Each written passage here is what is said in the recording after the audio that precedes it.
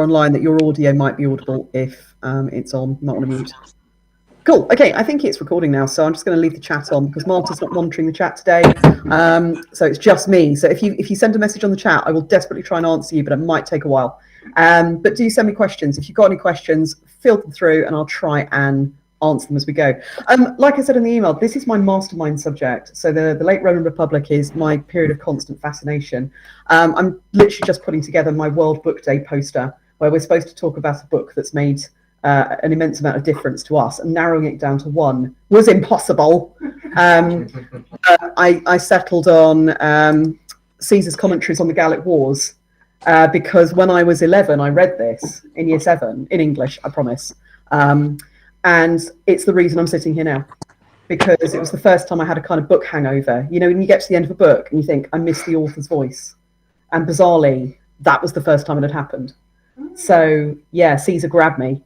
And this is really what I'm talking about tonight. So I thought what we'd do is we'd start with a kind of overview of what we mean by the Roman Republic, when it is, where it is, and talk about what's going on in politicians' heads in the 1st century BC. And if we can cope with all of that, then to perhaps go and look at some case studies of politics in action so that you can see what priorities are making it hard for the Republic to exist.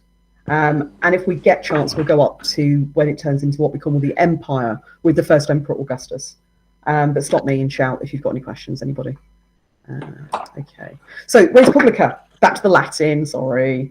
Don't worry, nothing too difficult if you haven't been here. Res Publica simply means public stuff. So res is one of those really good words in Latin that just means things, matters, affairs, business. So it just means the things concerning the public welfare. So we might call it the Commonwealth, the Romans called it the Res Publica. And I suppose the reason we use it so much today is partly because it is used in political philosophy, so Plato's Republic, but also because the Americans took it on wholesale in the late 18th century when they were constructing their own constitution and decided to go with the Roman model as opposed to the Athenian Greek model. And so people like Alexander Hamilton, him, that is not the right key, I've just realised. Never mind. He and his buddies all were classically educated, and so they could look back at the Roman Republic of literally the 1st century BC, and model the American constitution on it, which is why they have a Senate, and it's why they've got a Capitol building that is classical. And you've got this idea of limited periods in office and all that sort of thing. That's basically Roman. So that's, I guess, why it's so relevant to us today, because it's still playing an important part in world affairs. Him or people. When are we talking about? So I've just given you on the handout a little rundown of Roman history with very little on it, because we are only going to be talking about, not even this actually. Here we go. We're going to be talking about that bit there. So from when the kings are kicked out in 509 BC down to Augustus becoming, this is sort of a rough date, the first emperor in 27 BCE. You could argue that it's not Augustus at all, but that's possibly a topic for another day. You could argue it's Caligula, the first emperor, because he's, no, don't get me started. It's probably Augustus. Let's go with that. So we really are going to try and limit ourselves to the last couple of decades of the Republic, so the 60s, the 50s, and the 40s BCE. And if you're not okay with BC dates, I just think in them all the time. I find AD dates really peculiar. But BC dates are like minus numbers. So I am going to be saying things like the year 44 comes after the year 45. So just think in minus numbers and you should be fine. Yeah, I'm just going to point that out. Anna, you might want to mute because it's coming through a tiny little bit. Can I do that for you? Apologies if this comes across a bit heavy-handed. Can I do that? Yeah, there we go. Okay. I hope that's all right. Now, so where are we? This is probably not what you expected. If you think about the Roman Empire, we're missing a few bits. So Britain's not readied out because they haven't conquered that yet. Egypt's not readied out because they haven't conquered that yet. That bit of North Africa isn't there yet. We've got bits of Spain missing. We're missing the Balkans to a large extent. So we're missing quite a lot of Turkey, aren't we? You know, there's tons of bits and pieces that if you looked at a map of the Roman Empire in 117 AD under Trajan, you would see there. By 44 BC, they've conquered a lot. They're doing all right, by their standards, if you like conquest, but they haven't conquered everything that they will go on to conquer. So the Roman Republic is a bit smaller in scope, but it is still far too big for the kind of government that the Romans have. What they're really doing is they're running an empire with a government that's more suited to a local council. And that's hard. They don't have a civil service either. So everything is very individual. It's based on individual goodwill and individual arrangements with staff and all that sort of thing. So it's a very amateur republic, you might argue, which might surprise you given how successful they are. But that's it's very piecemeal. There's no plan. There's no plan to expand like that. I thought I'd introduce you to a Roman. He's quite famous. So this is Marcus Tullius Cicero. Roman names, because we're going to be dealing with them a lot tonight, I thought we'd start with just looking at how they work. Historical fiction, movies, TV shows, they never get this right. So Roman names are pretty complicated things. They're a lot longer than any other names in the ancient world. So if you think of famous Greeks like Pericles or Aristophanes or I don't know, Plato, someone like that. That's actually a nickname, but still. They're only really known by one name. They might have a patronymics, they might have son of whoever, but that's pretty much their name. Whereas if you go to Rome from about the 2nd century onwards, a lot of Romans have 3 names that they use all the time. And you can expand that out even further to talk about the other significance of bits of their name that they use sometimes. So if you met a Roman, a Roman citizen man would always have something we call a praenomen. I'll do this. There you go. So we might call that a first name, but there's only about 15 of them in use. So if you go to the forum and you shout Marcus, about a third of the men there would turn around. I mean, we'll see a lot of Marcuses tonight. There's a lot of them. The other 2 major ones are Gaius and Lucius, and there's a lot of them as well. And sometimes within the same family, you've got men with exactly the same name, which makes sorting them out a bit of a nightmare. So this one's quite famous because Cicero wrote a lot, and a lot of what we know about the late Republic comes from his perspective, which is problematic because he's not always arguably giving us a particularly unbiased view. In fact, he's never giving us an unbiased view. He has opinions. But we've got about 800 letters that he's written. So sometimes you can do day by day events in the late Republic, which is pretty much the best documented period of the ancient world. He also wrote speeches. He's a lawyer. He wrote political speeches. He's consul at one point. He saves the state, of course he does. And he likes to tell you about that regularly. So one of the reasons he gets exiled at one point is because people are just really fed up of him boasting. So he's a really get-to-knowable person, and we won't say probably as much about him as we could do tonight, but we learn about these events through his eyes. So he's Marcus, to his very close friends and family. His surname comes in 2 parts. So the first bit of it is like a clan name. So if you think of Scottish clans, that's probably not a bad comparison. And he's a member of the Tullius clan. So his daughter would take her name from that. So she would be called Tullia, because she's got no identity, right? Because that's how it works in Rome. So she's just called Tullia. And if he had another one, she would be called Tullia as well. Yeah. Sometimes you get 3. Sometimes you get 3. So Stabby Brutus, as my year 12s call him, Marcus Junius Brutus, who stabbed Caesar to death, he had 3 sisters, and they are called Junior, Junior, and Junior. So they have to end up with nicknames. So you get them. The last one is called Junia Tertia, and she lived into the reign of the Emperor Tiberius. She was properly old. And the Emperor Tiberius was very cross because she didn't leave anything to him in her will. Was very cross about it and very Republican. So yeah, you don't get a different name, but you might get a nickname if you're lucky. The next bit is showing Scots been quite important. So you would actually have as part of your name, son of Marcus, grandson of Marcus, so people knew who you were. Because names are so similar, sometimes we actually have to use the filiation to figure out who is who. So you might have 2 people who look like they've got the same name, but their father's got a different name, or their grandfather's got a different name. And so you can figure out they are 2 separate people. But yeah, that must have made it hard in daily life, mustn't it? But that shows you how important ancestry is and family is. And kids would have been educated in this. They would know their family tree. So you get 7-year-old boys who could probably recite their family back to as far as the family knew it. This bit's weird. Cool. I keep doing that. There we go. It's his voting tribe. So as part of your name, again, showing the importance of the Republic, you have the name of your voting tribe, which could give you extra status. So Cicero belongs to the Cornelian tribe, and there were lots of these tribes that occasionally were used to divide up voters in elections. So there's sort of like constituencies, but they used wealth classes as well. So it depends on what kind of election it was. And then the last one's hilarious. He's called Mr. Chickpea. And they said to him when he rocked up in Rome as a teenager, they said, you sure you want to keep this?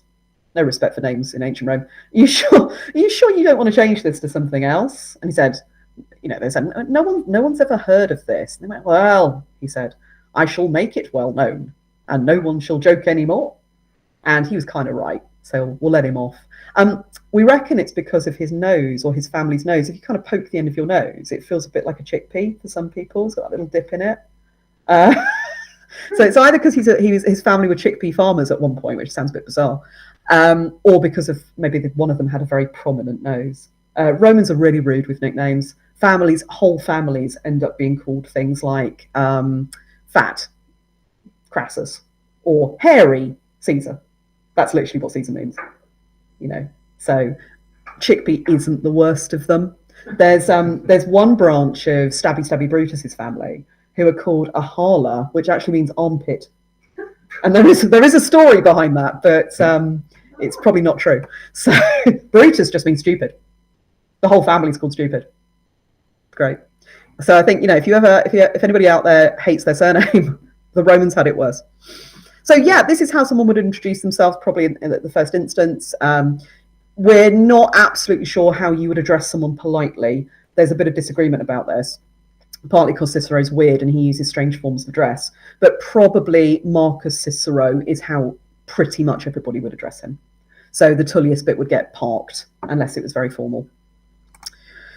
This is how we know. So you see Romans recording their full names whenever they get a chance. So this is the list of consuls for a particular period, so the chief magistrates. And we can pick out people like familiar names. Where's he gone? Where are you? There you are. Lucius Caecilius Metellus.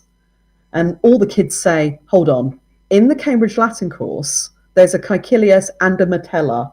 What? So we say, yeah, well, the real Caecilius might have been related at some point. Probably not Metella, but there could be a connection there.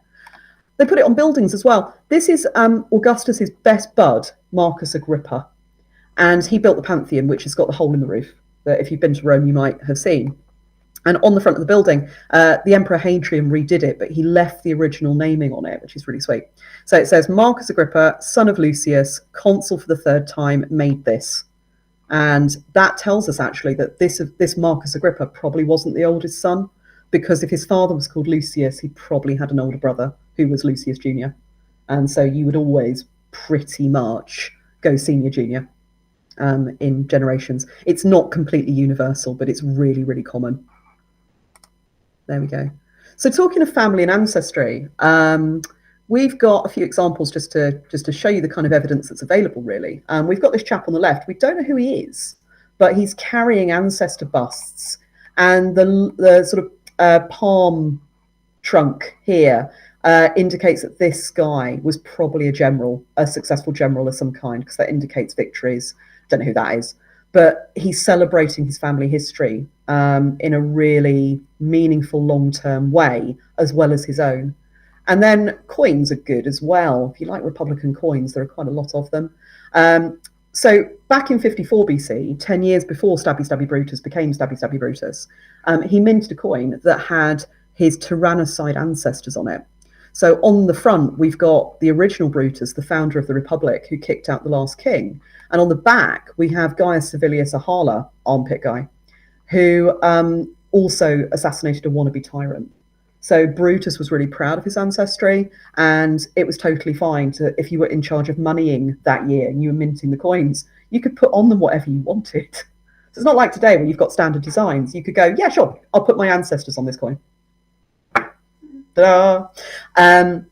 This one's one of Caesar's from 47 to 46 when he's dictator, and it's got a more mythical ancestor on it. So this is the Trojan prince Aeneas, who's in the Aeneid and who's in, I think he's even in the Iliad. Yeah, he's a minor character in the Iliad.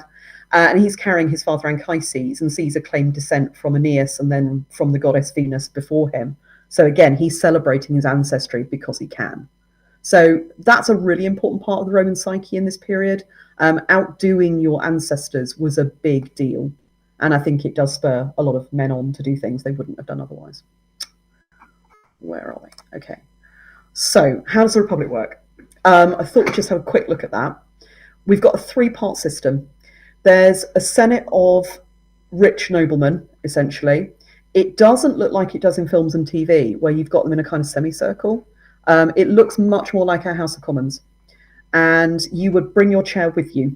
So you'd have some poor secretary carrying your chair in, along with all his writing equipment, and he would sort it out for you. And look, you can just see one in the picture there. You'd be sitting on a kind of X-shaped Wakanda Forever chair, while you listen to the magistrates who'd be sitting at the front. So the magistrates are the people that do things. They're only almost always elected for a year. So you think we had general elections very often a few years back. They have them every year. So you go in the summer to the election field outside the city and you arrange yourself, here we go, here are our citizens, in centuries for wealth or in tribes, and you vote in the magistrates, the junior magistrates, representatives of the people, and kind of beginner senators who are finance officers. And that happened every single year. So organising that was always the job of the current magistrates, the current consuls. You kind of wonder how they found time to do anything else. But it's also why we don't get very long-term thinking in the Republic. And that's one of the issues of the Republic, is that no one sort of sits down and says, okay, what's our 5-year plan? Because they're not going to be there in 5 years. They'll be out of office and they won't care. So it just doesn't have that kind of strategic planning, which, like I say, means they're pretty amateur as governments go. There we go. Okay, this is how elections work, and this is pretty cool. We've got evidence for this. I love these. These are great. So this is a coin showing a voter. Here he is. He's in his toga. He's being given a ballot paper or kind of tablet, something like that. He's walking across a special bridge to put his vote in the ballot box. So exciting. And that's from the late 2nd century BC. So that's really quite early, you know, when you think about active democracy and secret voting and all that sort of thing. They are doing it then. And this is really cool. So these bowls, they're inscribed with the names of the candidates, which is how we know that that's what they were for. You would put food in these and you'd hand it out.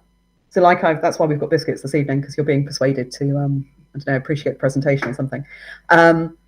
But yeah, you'd send people around the voting tribes with these bowls of food saying, please vote for Cato or Catiline in these two cases, absolutely well-known people. And we've got archaeological evidence, A, for their existence, and B, for the fact they're trying to butter up the voters, which is brilliant, isn't it? Isn't that cool? Mm-hmm. So yeah, elections are kind of like elections today. It's just there's a lot more bribery. Money changes hands a lot. But Romans consider that once they've been bribed, they can't be unbribed. So once you're bribed, you're committed. So there's a kind of honour in it, even though it's illegal. You're not supposed to bribe people. They do anyway.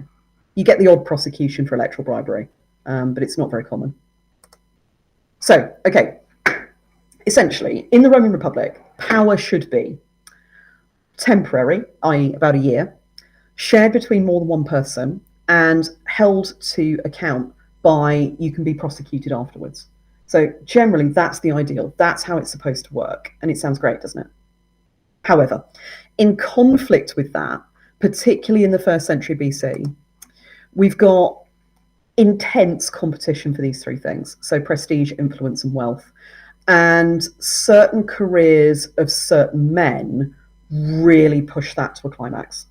And so you can argue that the Republic starts to break apart and to degrade and to turn into something else when competition for prestige and influence and wealth gets to the point where men get desperate or they just get greedy and they expect things that are different from everybody else. So this is what we're starting to see really hot up in the 1st century BC. And that's massively in conflict with what power and what the republic should look like. Exacerbating that is how Roman society works. So there's no probably what means this is so important. There are not things like insurance or police forces or fire services or any kind of national health service. I mean, you probably realise this anyway, but there's just no safety net. If there's a small corn dole from the government, so you're probably not going to starve, but otherwise, if anything else happens, you have to go to someone called your patron. So what you would do is your father would leave you a patron when he died.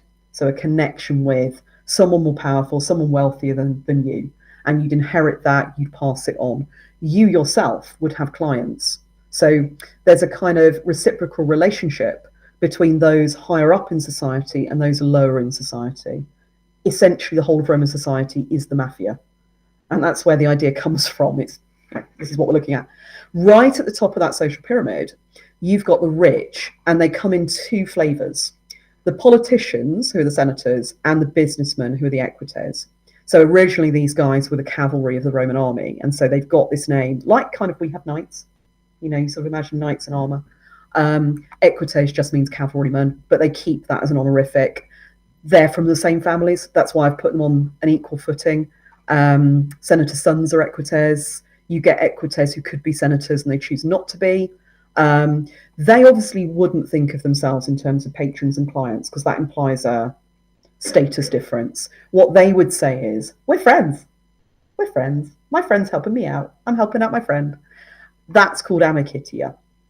So they're glued together by different motives. It could be that they've got the same political aim at the moment, or it could be they've got an intermarriage link. It could be one's taken on the other one's son as a junior officer, and that's created a link between the two families. It could be someone's defended someone else in court. It could be you've adopted someone from a different family. That happened quite a lot. So there's all sorts of different ways to form amicitia with a different person or a different family, but it then starts to influence a politician's actions, because it's very important that you help your friends and harm your mutual enemies. And once you're in that kind of social network, it's quite a serious thing if you want to get out of it. You know, changing route can be quite disruptive. So it's a pyramid, but at the top, it's more like lots of circles interacting with each other, like lots of amoebas interacting, kind of under a petri dish like that. Okay, so that makes it worse. Also, you've got to bear in mind what's going on in their heads. And I'm fascinated by what's going on in the heads of men in the 1st century BC, which is bizarre, isn't it, right? How many times a day do you think about the Roman Empire? Actually, quite a lot, but it's more the Roman Republic. There's a lot going on. They're a very intellectual upper class. So we don't really get this again, I mean, until much later. Roman aristocrats are full-time nerds. They have this sort of intellectual life, and they like to spend time on it. They write books. They are all very literate. They all speak Greek as well as Latin. They go to dinner parties to have highbrow conversations. They write letters to each other and dedicate books to each other. And it's a very intellectual, you know, being intellectual is cool in the 1st century BC. So they write poetry to each other. They write books about rhetoric, or what else do they write? Caesar writes a wonderful book about grammar. He's a total grammar pedant. But see, that's something to take away. No one else knows that about Caesar, grammar pedant. Books about history and religion are really popular in this period because they're trying to suss out what happened in the early history of Rome. That's quite fashionable at the moment. But what's really motivating their politics is sort of ideas about what's traditional, what's not traditional, what's okay, what we can frame as tradition, because most Romans are quite conservative. Whether the Senate should be more important than the people, who has the most authority, how far can we tolerate change? You know, we need some senators saw that change was needed. How can we possibly make that acceptable? Do we need to make it acceptable? Also, we've got the influence of Greek schools of philosophy, which are adapted by the Romans to suit men in public life. So Epicureanism is an interesting one. because Epicureanism is all about being happy and doing things that don't stress you out. So how do you match that up with Roman political life? Essentially, they argued that if politics makes you happy, it's Epicurean. Romans are great with loopholes. If they carried out a sacrifice and it went wrong, they'd just do it again until they got it right. You know, that's how they deal with things.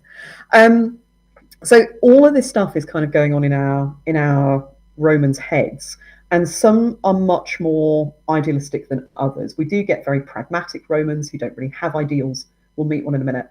And some who are really, really idealistic, to the point where we get this. Cicero, who is quite idealistic himself, has a go at Marcus Porcius Cato. Cato the Younger, he's quite often called, because he says, you are unrealistic.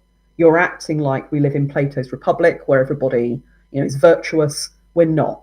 We're operating in the cesspit of Romulus. Get real, Cato. And it's quite surprising that Cicero is saying that, because he writes books about the ideal state, and yet he thinks Cato is too idealistic. So there's a real spectrum of principle, aims, ideology going on in this period. And they're all having a go at each other in writing. So you get intellectual conversations happening via philosophical dialogues. Just total nerds, they're great. Okay, how does this apply to politics? Well, one of the most well-known ways of dividing Roman politicians in this period are into these two sort of factions. So optimates they give themselves this name. It always makes me think back to Robin Hood, Prince of Thieves, where he says, did you give yourself this name? Yes, they gave themselves this name. They like to be known as the best men. Sometimes they're the boni, which means the good men. So there's a theme. But effectively, they are the traditionalists. They're the conservatives with a little c. They believe in the authority of the Senate, ignoring the people as much as they possibly can to a large degree, and keeping the traditions of the Republic. So what they think has always been must continue forevermore. That's quite a lot of the Senate. Not quite in opposition to that, but sometimes we also get politicians, individual politicians, who are much more progressive. They're sometimes called populares, so populists. But what we need to be just conscious of is that these are not political parties. So you don't sign up to be an optimate. You don't sign up to be a popularis. And quite a few politicians dip between the two. So you get younger men who might be maybe doing something that's quite radical, quite progressive, quite populist, but they will normally settle down. And some will become much more moderate. They'll become more conservative. They will sort of settle down into the establishment, and you won't get them behaving in a popularist way throughout the whole of their career. So they'll do it when it advantages themselves, and they'll kind of just drop it when it doesn't. Caesar's really unusual in this respect because he's pretty popularist all the way through his career. So that's not the norm. Does that make sense so far? Does anybody want to ask anything? Shut up for 2 minutes. Cool. There we go. The other thing, just the last thing really, that makes things really bad in this period is the army, before we get on to some people. The Roman army is obviously one of the most famous elements of the Roman state, but it's a bit amateur. Oh, look, we keep saying that. They call people up. They call soldiers up. There is conscription in this period. They have to be 17. They serve on and off. So this isn't the period when they're signing up for 20, 25 years under the empire. This is short campaigns that are getting longer. So as Rome is tackling threats that are further abroad or last for longer, soldiers are serving for longer, and they become pretty intertwined with the careers of their generals sometimes, if the generals are good, because soldiers will only sort of subscribe to loyalty to generals that reward them. So people like Pompey the Great, who we'll meet in a minute, Caesar, they are able to cultivate the loyalty of their armies because they loot lots of places and pay them well. And when they get back, they make sure they get little bits of land, or they get pensions, or they get something. So soldiers are really loyal to them. When we think about Roman society, what then happens is that soldiers become the clients of their general. So they start to feel obliged to them, and then their patrons, their generals, can demand of them things they might not be able to otherwise, like marching on the state, that sort of thing. The other thing is, we're not going to be able to discuss them tonight, but in the 90s and 80s BC, there are several different civil wars. We think of the civil wars at the end of the Republic, but there are earlier ones. And that weakens the idea of what the state is, what the Republic is, because both sides are claiming that they are it. And so soldiers don't swear loyalty to the Republic, they swear loyalty to their commander. And that's how you end up with much more personal actions involving soldiers than you would do otherwise. So, yeah, it's not a perfect relationship. Generals do have to justify themselves. So when Caesar eventually marches into Italy at the head of an army, he's had to persuade them first. They don't just follow blindly. They are citizens under arms. So they are voters. They play a role in the Republic. They happen to be carrying weapons right now. So they are thought of as voters, as citizens. Okay, let's meet some people. So I'm going to try and do some case studies in a minute, and people that we're going to encounter, I've just isolated 4 of them. Happily, they are on the same page, which is quite good planning. This boy is Trouble Boy. He is, arguably to blame for the end of the Republic, and he's the least famous of the 4 people we've got on our handout, or as you're about to see in the PowerPoint. So Gnaeus Pompeius Magnus, Pompey the Great, and yes, he did give himself this name. I mean, the hair, the name, he's cosplaying Alexander the Great quite consciously. I know, right, nerds, yeah? So he thinks of himself as a bit of a military hero. And he starts out very young. And if you look at all of his commands, most of them are not standard. And he loves that. He loves that. He doesn't want anything everybody else has. He wants to be the exception the whole time. So Pompey goes through pretty much the whole of his career being given special commands by the Senate. And the problem is that changes the playing field for everybody else, because you've now got to beat Pompey. It's not just beating everybody else. He's had a normal career. You've got to beat Pompey the Great if you want to be at the top. So he's really changing expectations of what success looks like. And that's a problem, because on his coattails is this fella who's fairly well known. But if you look at Caesar's career as opposed to Pompey's is absolutely full of special commands. Caesar's is not. It is an absolutely standard senatorial career. This is what they all did. There's nothing particularly weird there. There's a few odd bits and pieces. But in comparison with Pompey's career, he's a good boy. He's well behaved. He goes up the political ladder like everybody else. You may notice a period at the end of his life when it all goes haywire, but we'll talk about why that happens. Up until 49 BC, Caesar has a pretty standard career. He's not particularly rocking the boat in terms of what offices he holds anyway. 2 more people to be aware of. Oh, by the way, if you hadn't spotted this so far, I always like to point this out. Caesar has a first name, which nobody ever remembers. His first name isn't Julius, it's Gaius. So, yeah, I know. It's like, oh. I remember learning that when I was about 11 and having my mind completely blown. Cicero we've met briefly. He holds all the standard offices, nothing peculiar. And Marcus Porcius Cato, quite a nice bronze of him. He would have had inlaid eyes. Doesn't he look nice? Look at him there. It's great. Again, he holds pretty much all the standard offices apart from the consulship. It's quite funny with him. Might do a little spoiler on him. The reason he doesn't get elected consul is because Cato firmly believes that he should be elected for his own sake. So he doesn't go around shaking hands or campaigning or offering out bowls of food for the consulship. He just says, well, if they want to vote for me, they will. They didn't. Apparently he's okay with that. It doesn't ruin his life. But it just shows you how that you have to jump through the hoops if you want the voters to like you, and he doesn't do that. So, it's kind of admirable, I suppose. Okay. So, I'm conscious of time, so I'm probably going to skip through a couple of things where I might want to pause, but I'm just thinking this is quite a good one, actually. This is quite a good one. So in 63 BC, our mate Cicero is the consul. It's a very famous painting. That's Cicero right there at the front. He's haranguing a conspirator against the state called Lucius Sergius Catilina. We tend to call him Catiline. Who's looking very sad and friendless because literally everybody's moved away from him.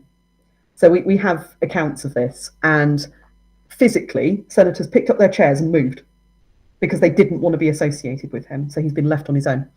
And he's been accused of wanting to murder the consuls and to burn down Rome, because he's a desperate man. He's failed to be elected consul twice. He's been accused of every crime under the sun, including murder, including corruption, all sorts of things. And apparently he's raised an army outside of the city that's going to march into Rome and take over. So Cicero's found out this. He's got spies everywhere.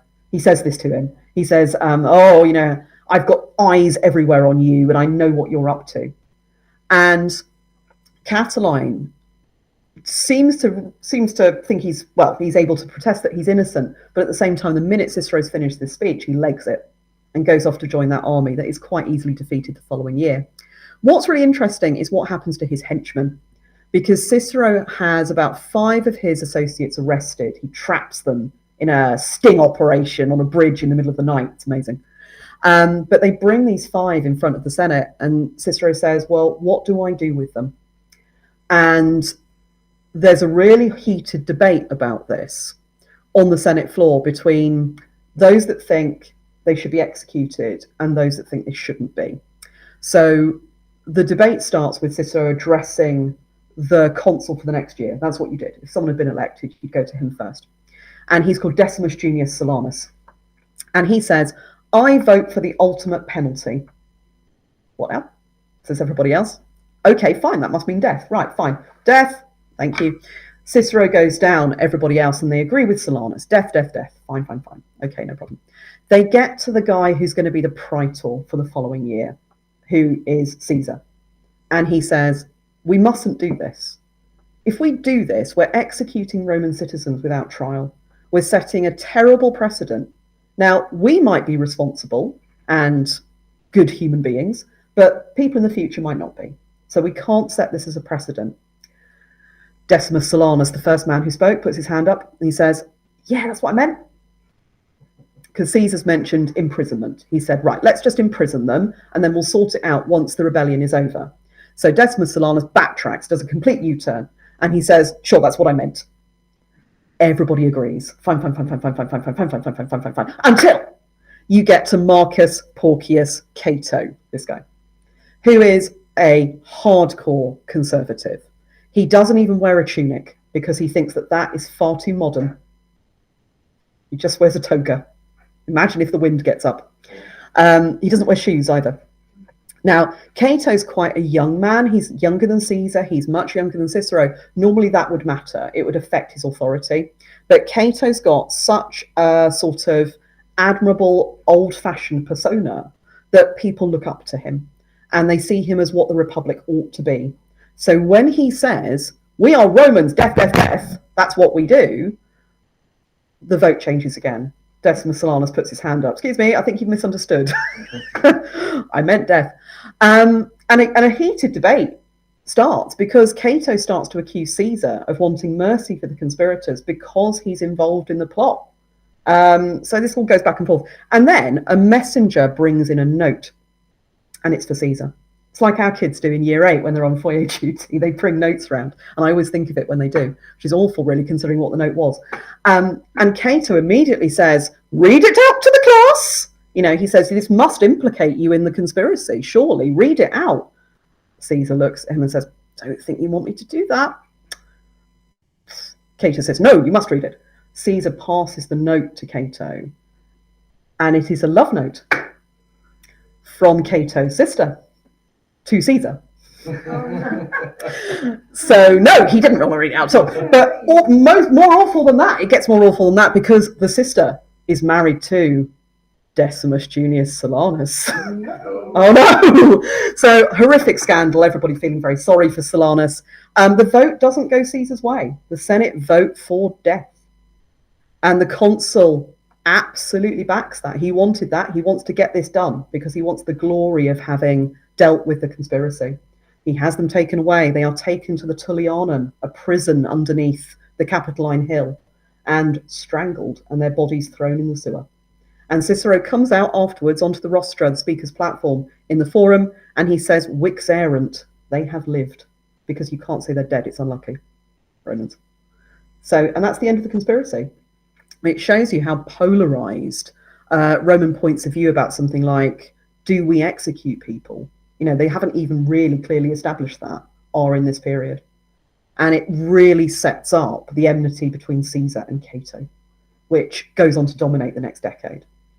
Leading to, because I'm just conscious of time, I'm going to speed on a little bit. Leading to, I'm going to skip that, this very famous event.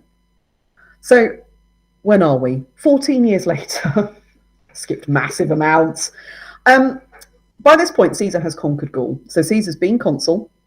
He's gone out to what's now France and Belgium, bits of Germany. He hops across to Britain a couple of times. It doesn't go well. Weather, nightmare. But he really is weather. He comes back and wants to stand for the consulship a second time. So most people don't get the chance to do that. And being Caesar, he wants to outdo everybody else, including Pompey. And he is blocked, essentially. He's blocked by Cato and his conservative buddies, who've never liked Caesar. They see him as a radical, as a danger. He's sleeping with their sisters, nightmare. Sometimes their wives.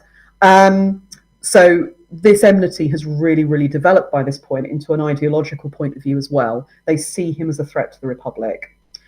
He is asking for an exception because he applies to the Senate and says, look, I don't want to have to come back as a private citizen. I'm worried my enemies might prosecute me. I would like to be able to stand for the consulship. All my fans amongst the voters and my soldiers will vote for me. Can I stand in absentia? And they say, no, you can't. You have to come back. Given that decision to make, Caesar has two options. He can either retire into exile. He's got the wealth that he's made in Gaul. He's quite a rich man by this point. He could retire completely, fine. Or he can return to Rome as a private citizen and risk prosecution, which he wouldn't be keen on. Or he can take his army across into Italy and start a civil war, which will cause the death of hundreds of thousands of people. Guess which option he chooses? Yeah.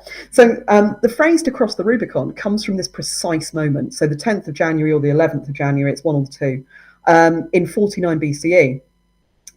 Caesar sends across the 13th Legion into Italy, which is not legal if you are the governor of a province. You're not supposed to march on your own city, obviously. He follows afterwards. It's not like sometimes you see in pictures or in TV where he stands at the river going, should I, shouldn't I? He sends the 13th across before him. He follows them. It's a definitely deliberate decision. And as you know, to cross the Rubicon means the point of no return. He doesn't see it like that, actually. He spends the next 6 months still trying to negotiate a peaceful, not quite ceasefire, but a peaceful return to Rome for him. And it doesn't work out because at that point, Pompey, where's he gone? Where's Pompey gone? There you go. There's Pompey. He is given the command against Caesar, yet another special command by the conservative consuls of the time, who he's now related to by marriage. So Pompey's really sort of looking like he's siding with the conservative element against Caesar, who had been his ally. And it's a bit more complicated than that, but that's sort of where we are by 49. Pompey's loving it, defender of the state. There we go. The civil war is pretty complicated, really, but also very short-lived. There's a lot of battles, but Pompey's dead within a year and a half because Caesar beats him at the Battle of Pharsalus in August of 48. But then Pompey goes down to Egypt and thinks he's got a lot of connections with Egypt. He's acted as their patron in Rome. So remember, Egypt's still an independent country. And the minute he steps off the boat, they chop his head off. This is the kind of thing we do. Caesar turns up about a week later, having tried to track Pompey down. What he would have done with him is a good question. And finds that the Egyptians have executed a Roman war hero. Pompey was a total popular hero. And so Caesar ends up sitting in Alexandria in Egypt between September of 48 and sometime in the early summer of 47, sorting out the Egyptian civil war because he's decided he's going to do that. He's also waiting for them to pay him money and makes an alliance with someone called Cleopatra. May have heard of her. Yeah, her.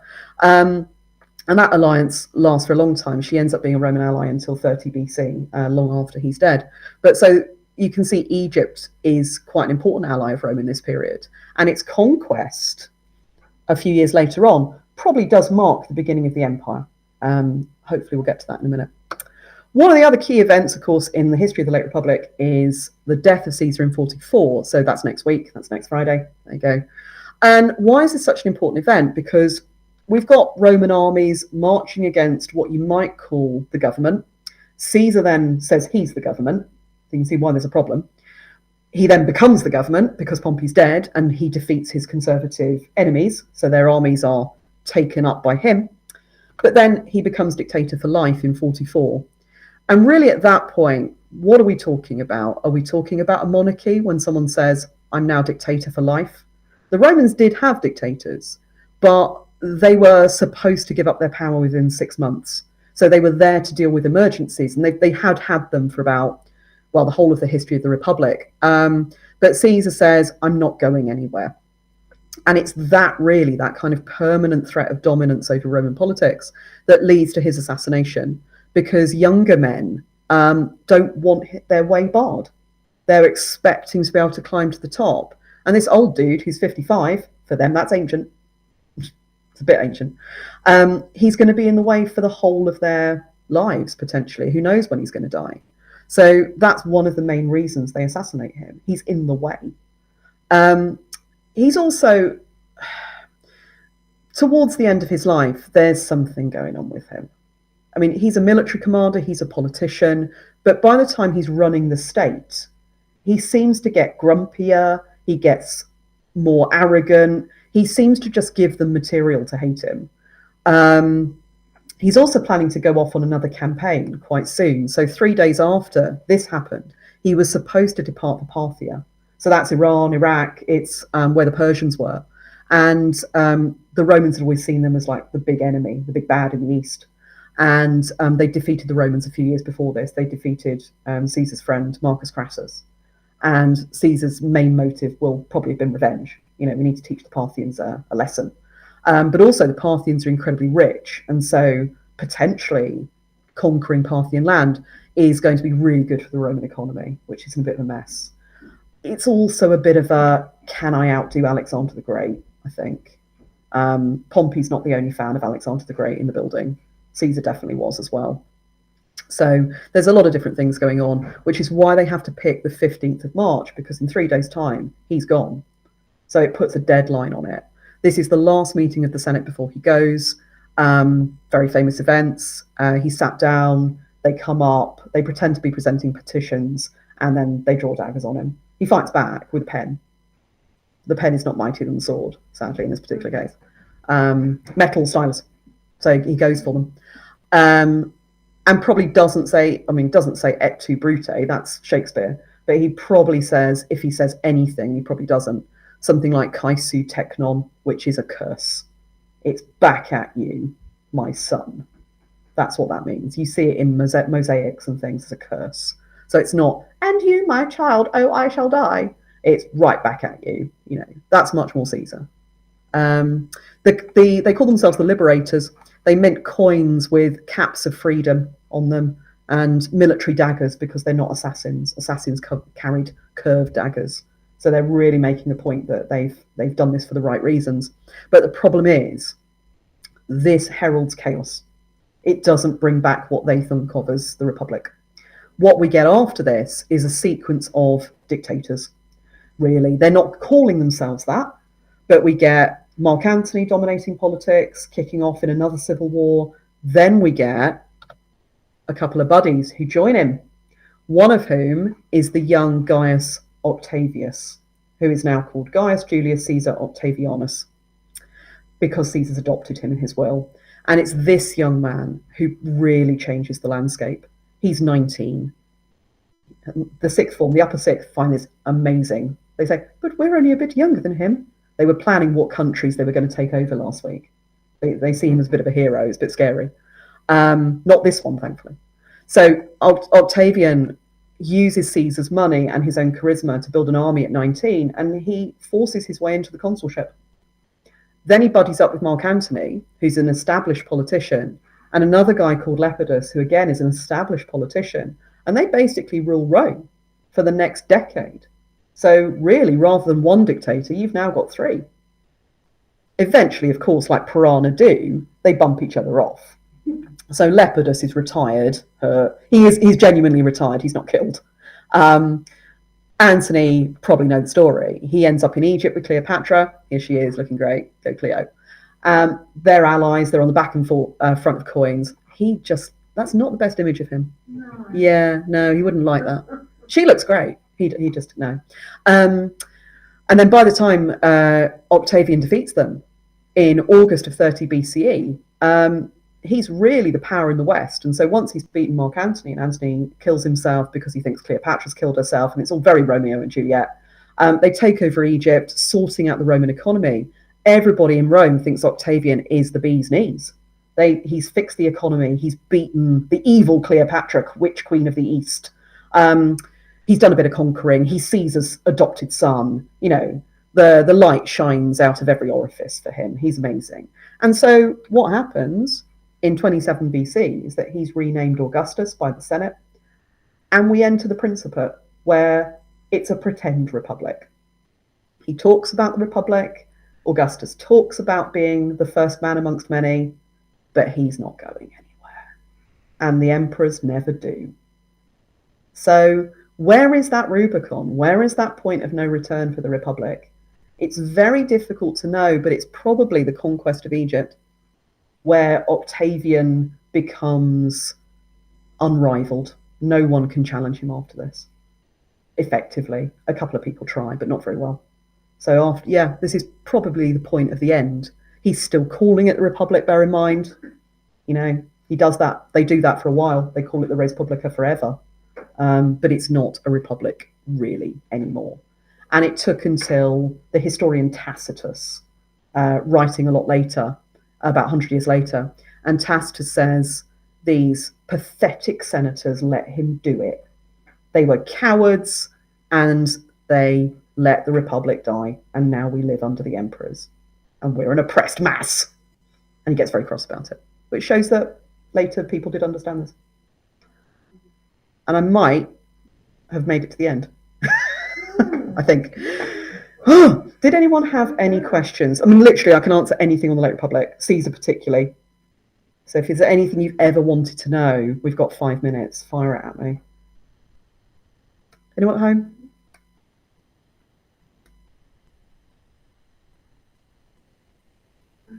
No?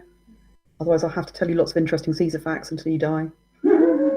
He could dictate to several secretaries at once. Imagine that. Like, simultaneously. So I think we're just all too ignorant to ask any questions. That's all right, Donna. No problem. Just enlighten our ignorance a bit, and we don't even know what to ask. That's all I'm trying to do. That's okay. I think Tim's got a question.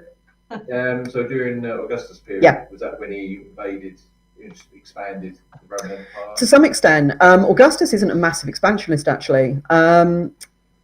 They go into Germany. Germany's a bit of a mess. AD 9, they have a right nightmare against some German traitors who lure them into the forest and then kill them all. So 3 legions, they lose 3 legions in the Teutoburger forest in 89. And there's this famous bit in Suetonius, I think, where he talks about Augustus getting the news and then going around whacking his head against the doorposts in his house going, Varus, Varus, the general, give me back my legions. And by that point, he's getting on a bit, to be honest. He's getting on for his 70s. So probably that kind of blow, when everything's been going relatively well by that point, probably was quite hard. Where else do they expand into? They sort the Middle East out, bits of Africa. Egypt obviously is the big one. The Balkans, he conquers what's now Serbia and Croatia, that kind of area. They think about Britain and decide why would we? It's cold. So they don't bother with Britain. So yeah, he's not particularly an expansionist. And he actually says to Tiberius, his heir, he says, don't go any further because you're risking too much. We can't defend a bigger frontier. So the empire reaches its furthest extent under Trajan in 117. He's a good emperor. He was known as a good emperor. Emperors were told that they had to be as good as Augustus or Trajan. They're the 2 top ones. And Augustus is the longest reigning Roman emperor, like for the whole of imperial history. So if you think about him sort of being on the throne, if you like, 27 BC to 14 CE, that's the longest reign of any emperor. They never outdo him. And he's not murdered, probably. if you don't believe Tacitus, who says his wife murdered him. But we don't think that because Livia's awesome. And if anybody's watching Domina on whatever channel it's on, that's a great historical drama. Recommend. Cool. Anything else? You're very welcome. Right, people at home, I'm going to just stop the recording. Thank you very much for coming tonight. I'll put this up on YouTube as soon as I can tomorrow. Thanks, Chloe. Right, I can't remember what the next session is, but it's on the original letter, I think. Anyone remember what the next session is? No, I think it's... Oh, no, I can't remember. Anyway, see you all soon. Thank you for coming. I'm just going to kick everybody out once I stop the recording. There we go.